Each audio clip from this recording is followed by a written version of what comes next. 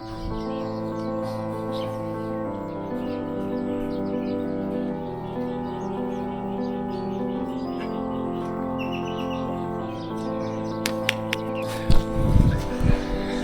촬영을 시작해 보도록 하겠습니다.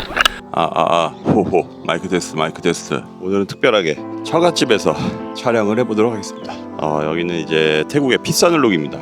여기에 이 동네에 대해서 제가 영상을 찍어 놓은 게 있거든요. 그 영상은 타이로드 채널이 아니라 제가 이제 강라마의 오리지널이라는 좀 가볍고도 좀 제 멋대로 제 맘대로 만드는 영상들을 올려놓은 채널인데, 그 채널에 제가 여기 주변을 러닝을 하면서 가볍게 보여드리는 컨텐츠도 있으니까 궁금하시면 한번 와주시면 좋을 것 같고요. 강라마의 오리지널 채널은 타이로드 같은 경우에는 준비 과정이 많이 들어가다 보니까 좀 텀이 길어서 개인적으로도 굉장히 좀 아쉬운 부분들이 있었는데, 그거를 조금은 해소하기 위해서 타이로드와는 결이 좀 다른 좀 가벼운 영상들을 자주 올릴 수 있는 채널을 하나 만들었거든요. 그 채널도 한번 관심을 가져주시면 좋을 것 같습니다. 5분도 안 앉아 있었는데 무지하게 덥네요. 제가 일부러 그래도 화창한 날씨를 보여드리려고 덥지만 대낮에 주로 촬영을 하고 있거든요. 제가 땀을 많이 흘려도 좀 양해 부탁드립니다. 자, 시작하겠습니다. 방콕에서 가장 건강한 공원은 어디일까요? 매일 아침 수백 명의 사람들이 달립니다. 자전거를 타고 산책을 하고 운동을 합니다. 이곳은 방콕 시민들의 쉼터 벤자키티 공원입니다. 그런데 만약 제가 지금 여러분이 보고 있는 이 숲이 원래는 태국 최대의 담배 공장이었다는 사실을 말한다면 어떤 느낌일까요? 사람들의 건강을 위해 존재하는 공원, 그리고 사람들의 건강을 해치는 담배, 서로 정반대의 의미를 가진 두 공간이 사실은 정확히 같은 장소였습니다. 하지만 더 놀라운 사실은 따로 있습니다. 태국은 이곳에서 계속 돈을 벌 수도 있었습니다. 이 정도 위치라면 고급 콘도를 지을 수도 있었고 초대형 쇼핑몰을 지을 수도 있었습니다. 아속과 수쿰빗 사이, 방콕에서도 가장 비싼 땅 중에 하나이기 때문입니다. 그런데 태국은 그 모든 가능성을 포기하고 숲을 선택했습니다. 왜였을까요? 오늘은 방콕 시민들의 쉼터가 된 이 숲이 어떻게 탄생되었는지, 그리고 그 과정이 방콕이라는 도시의 변화를 어떻게 보여주는지 함께 따라가 보겠습니다.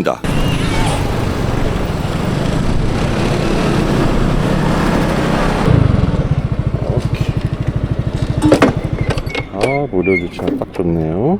도착했습니다. 뮤지엄이 있더라고요. 뮤지엄을 한번 먼저 가보도록 하겠습니다. 이게 박물관 부지인데, 이 부지도 담배 공장의 일부였다고 합니다. 박물관이 지금 폐쇄가 되어 있네요. 뮤지엄이 닫혀있습니다. 참. 스카이워크를 한번 가보겠습니다. 스카이워크. 오늘 영상은 저희 애청자분 중에 캠프님께서 보내주신 아이디어 소재를 가지고 영상을 제작해보았습니다. 진짜 숲이네, 숲. 이런 더운 날씨에도 와, 나무가 많으니까 그래도 나무 그늘이 굉장히 좋네요. 잘 돼있네. 나무 그늘 아래에서 쉬는 사람들도 많고, 스카이워크도 너무 잘 돼있어요. 저 아래로 걷는 길도 있고, 위쪽으로도 쭉 걸어갈 수 있는 길도 있고, 저기 또 웨딩 촬영 하시는 분들도 있네요. 그냥 돗자리 깔고 쉬시는 분들 너무 많아요. 지금의 벤차키티 공원은 방콕을 대표하는 도심 공원 중 하나입니다. 고층 빌딩 사이로 펼쳐진 거대한 숲, 호수와 습지, 그리고 시민들의 일상, 특히 2022년에 개장한 포레스트 파크 구역은 방콕 항복판에 거대한 생태계를 만들어냈다는 평가를 받고 있습니다. 하지만 지금 이 평화로운 풍경을 보고 있으면 상상하기 어려운 사실이 하나 있습니다. 불과 몇 년 전까지만 해도 이곳에는 나무보다 철골이 많았습니다. 새소리보다 기계소리가 울려 퍼졌고, 운동하는 사람들보다 노동자들이 더 많았습니다. 왜냐하면 이곳은 태국 최대의 담배 공장이 있었던 자리였기 때문입니다. 시간을 조금 더 거슬러 올라가 보겠습니다. 1939년 태국 정부는 담배 사업을 국가 독점 체제로 운영하기 시작합니다. 그리고 1950년대 방콕 꿀렁떠이 지역에 대규모 담배 생산 단지가 조성됩니다. 당시 태국은 지금처럼 관광산업이 성장하기 전이었습니다. 그 무엇보다 국가 재정을 안정적으로 확보하는 것이 가장 중요했습니다.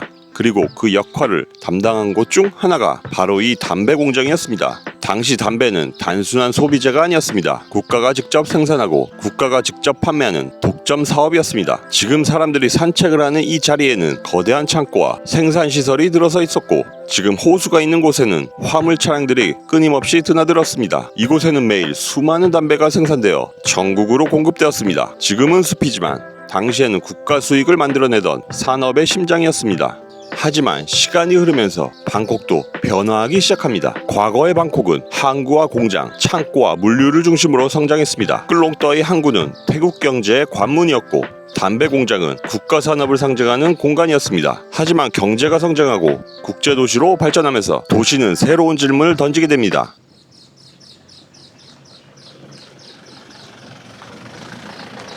과연 도시 망복판에 있는 거대한 산업시설이 계속 이곳에 있어야 할까? 1991년 태국 내각은 중요한 결정을 내립니다. 담배 공장을 이전하고 이 부지를 공원으로 조성하기로 한 것입니다. 당시 이 계획은 시리킷 왕비의 60세를 기념하는 국가 프로젝트로 추진되었습니다. 그리고 여기서 흥미로운 사실이 하나 있습니다. 바로 공원의 이름입니다. 많은 사람들이 벤짜키티라는 이름을 단순한 지명 정도로만 생각합니다. 하지만 사실 이 이름에는 특별한 의미가 담겨져 있습니다. 태국을 포함한 동아시아 문화권에는 12년을 하나의 생애 주기로 보는 전통이 있습니다. 한국의 12간지와 같은 개념인 거죠. 12세가 첫 번째 주기, 24세가 두 번째, 36세가 세 번째, 48세가 네 번째, 그리고 60세 주기가 다섯 번째가 됩니다. 당시 시리킨 왕비는 다섯 번째 생애 주기, 즉 60세를 맞이하고 있었습니다. 벤짜키티라는 이름 역시 바로 그 다섯 번째 주기를 기념하는 의미를 담고 있습니다. 벤짜키티의 벤자는 일상 표현이 아니라 고전 태국어와 팔리어, 산스크리트 계열에서 유래된 말로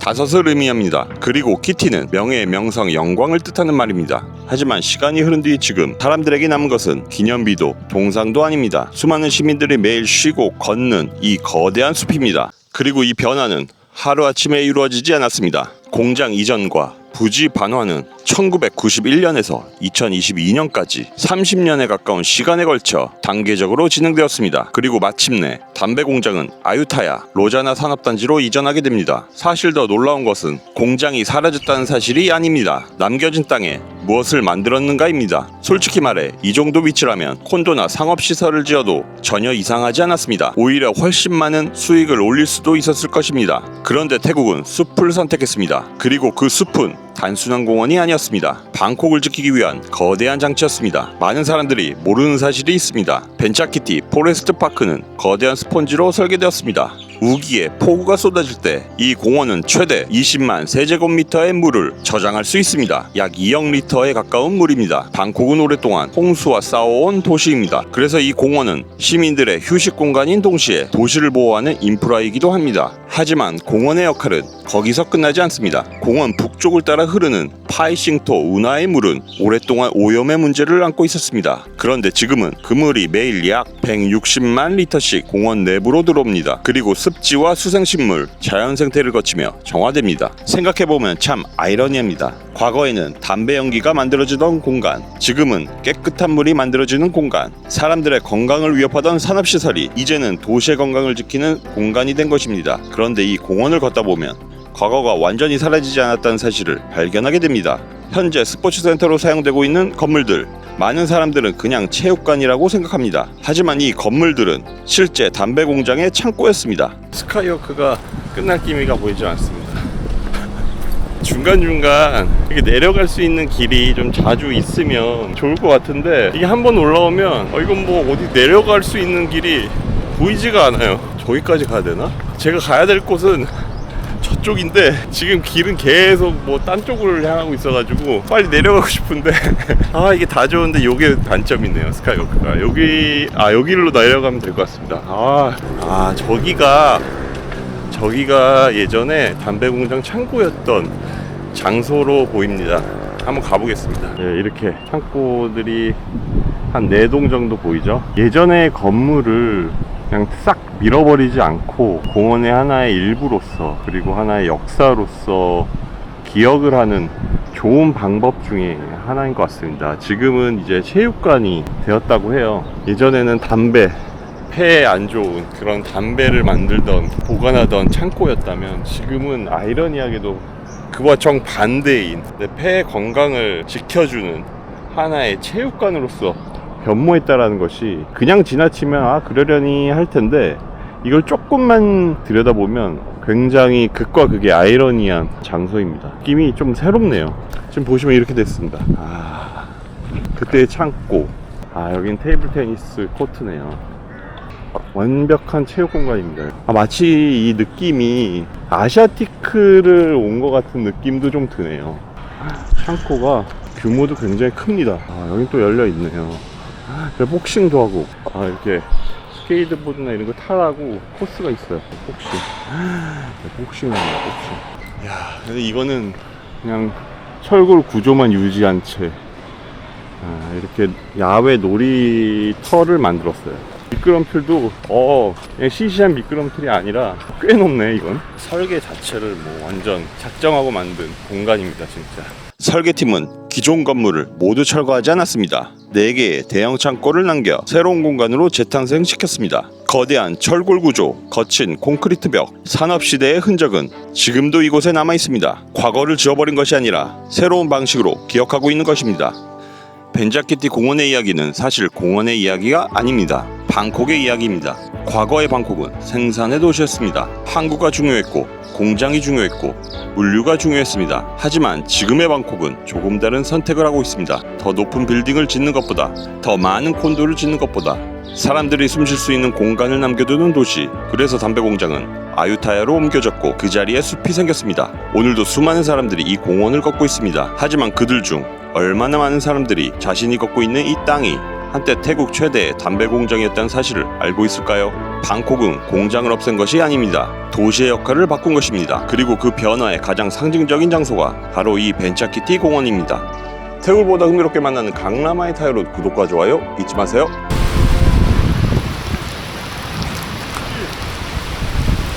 갑자기 또 비 내립니다. 비 내려. 역시 우기 잡네요.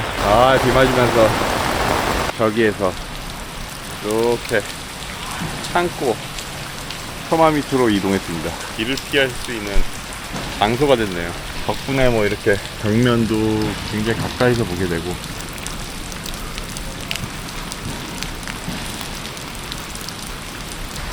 이제 비가 언제 끝일지 몰라서 그냥 가보겠습니다. 비 맞아야죠 뭐. 비 오는 모습의 공원입니다. 또 나름 운치 있네요. 그리고 여기 좀 명물인 수도우도라는 나무가 있더라고요. 아마 저 나무 같은데 되게 특이하게 생겼다고 해가지고 유명하더라고요. 근데 진짜 이상하네요. 좀 사람 같네. 사람이 이렇게 허리를 숙이고 있는 그런 모습을 하고 있어요. 지금 우리가 지금 두 다리를 보여주는 것 같고, 이상하다. 피노키오 코같이 이렇게 튀어나왔고, 이게 좀 멀리서 봐야 더 실감이 나는데 되게 특이하죠. 여기는 진짜 사진 찍을 포인트가, 특히 웨딩 사진이나 이런 거 사진 찍을 때 너무 좋을 것 같아요. 이 수많은 나무를 어떻게 옮겨서 이렇게 심었을까? 전 그 생각이 갑자기 드네요. 사람은 대단한 것 같습니다, 진짜. 아마도 저쪽으로 나가면 이제 호수공원 쪽인 것 같고요. 이렇게 나오면 기존의 호수공원, 여기 호수 보이네요. 이 수위가 생각보다 꽤 높이 올라왔네. 조금만 있으면 여기 넘치겠는데? 이게 원래 이렇게 간당간당했나? 먹구름 가득한 하늘 아래 벤자키티 호수공원입니다. 너무 멋있는 불상이 있는데, 또 이렇게 보니까 지금 코모도 동화뱀 엄청 큰 게 막 지나가고 있습니다. 엄청 커요. 제가 온 걸 알고 경계를 하고 있는 것 같은데요. 하품하네. 하품 크게 하네. 크다 커. 악어다 악어. 비가 와도 러닝을 하시는 분들은 개의치 않고 러닝 쭉 하시네요. 러닝에 좀 재미를 좀 붙인 지 얼마 안 됐는데 저도 뛰고 싶네요. 저기 이제 보시면 호수공원 뒤쪽 퀸시리킷역이 있죠. MRT 퀸시리킷역. 거기서 나오면 바로 이제 퀸시리킷 컨벤션 센터가 이렇게 나옵니다. 여기서 이제 각종 여러 행사들 많이 하고 있고, 한국의 뭐 코엑스 같은 느낌인데요. 여기에 대한 이야기를 조금 해드리자면, 방콕에 사시는 분들이라면 아마도 전시회나 박람회 때문에 한 번 이상 와보셨을 텐데요. 이 컨벤션 센터는 1991년에 문을 열었고, 당시 태국은 IMF와 세계은행 연차 총회를 개최하게 되었는데, 이를 위해 국제적인 규모의 컨벤션 센터가 필요했다고 합니다. 그래서 태국 정부는 이 건물을 건설했고, 시리키 왕비 60세를 기념하는 의미를 담아 퀸시리킷 내셔널 컨벤션 센터라는 이름을 붙이게 됐다고 합니다. 그런데 흥미로운 건 벤자키티 공원이 바로 옆에 펼쳐져 있지만 1991년 당시에는 이 숲이 존재하지 않았습니다. 당시 이곳에는 태국 담배 전매청의 거대한 담배 공장이 운영되고 있었고, 한쪽에서는 국제화를 위한 최첨단 컨벤션 센터가 세워지고 있었습니다. 그리고 같은 해인 1991년 12월 24일 태국 내각은 중요한 결정을 내리는데요. 담배 공장을 이전하고 이 부지를 공원으로 조성하기로 결정을 합니다. 하지만 이 변화는 하루아침에 이루어지지 않았고, 2004년에는 현재 우리가 보는 호수공원 중심의 벤차키티 공원이 먼저 개장을 했고, 이후 담배공장 생산시설이 단계적으로 아유타야 로자나 산업단지로 이전하면서 2022년 지금의 벤차키티 포레스트 파크가 시민들에게 공개되었다고 합니다. 타임라인을 짚어드리면 1991년 컨벤션센터 개장, 그리고 담배공장 이전 결정이 났고, 2004년에 벤차키티 호수공원 개장이 됐고, MRT역 개통, 그리고 2022년에 포레스트 파크가 완성되었습니다.